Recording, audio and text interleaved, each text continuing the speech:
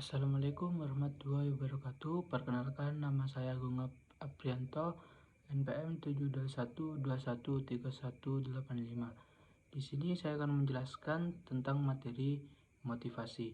Menurut Stephen Ivanko, dalam Hamli Arif Yusuf 2018 mendefinisikan motivasi sebagai keinginan dan energi seseorang yang diarahkan untuk mencapaian suatu tujuan. Motivasi adalah sebab dari tindakan. Teori-teori motivasi. Menurut Hasibuan 2014, teori-teori motivasi adalah sebagai berikut. Yang pertama, teori kepuasan. Teori kepuasan yang memuaskan pada kebutuhan dan kepuasan individu yang menyebabkan bertindak serta berperilaku kebutuhan, dan kepuasan individu yang menyebabkan bertindak serta berperilaku dengan cara tertentu. Teori ini memuaskan perhatian pada faktor-faktor dalam diri seorang yang menguatkan, mengarahkan, mendukung, dan menghentikan perilakunya. Yang kedua, teori motivasi. Teori motivasi proses yang memuaskan pada bagaimana motivasinya. Teori motivasi proses pada dasarnya menjawab pertanyaan bagaimana menguatkan, mengarahkan, memelihara, dan menghentikan perilaku individu-individu agar setiap individu bekerja sesuai dengan keinginan manajer. Yang ketiga, teori pengukuhan yang menitik beratkan pada cara di mana perilaku dipelajari.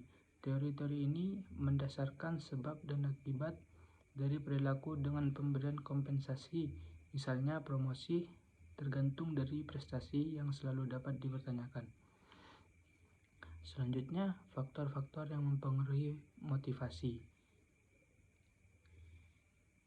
Yang pertama, Heightened Factors yang meliputi gaji, kehidupan pribadi, kualitas supervisi, kondisi kerja, jaminan kerja, hubungan antar pribadi, kebijaksanaan, dan administrasi perusahaan. Yang kedua, Motivation Factors yang dikaitkan dengan isi pekerjaan, mencakup keberhasilan pengakuan pekerjaan yang menentang peningkatan dan pertumbuhan dalam pekerjaan. Tujuan motivasi. Menurut Hasibuan 2014 P1446, tujuan motivasi antara lain sebagai berikut. Yang pertama, meningkatkan moral dan kepuasan kerja karyawan. Yang kedua, meningkatkan produktivitas kerja karyawan. Yang ketiga, mempertahankan kestabilan karyawan perusahaan. Yang keempat, meningkatkan kedisiplinan karyawan. Yang kelima, mengefektifkan pengadaan karyawan. Yang keenam, menciptakan susunan dan hubungan kerja yang baik.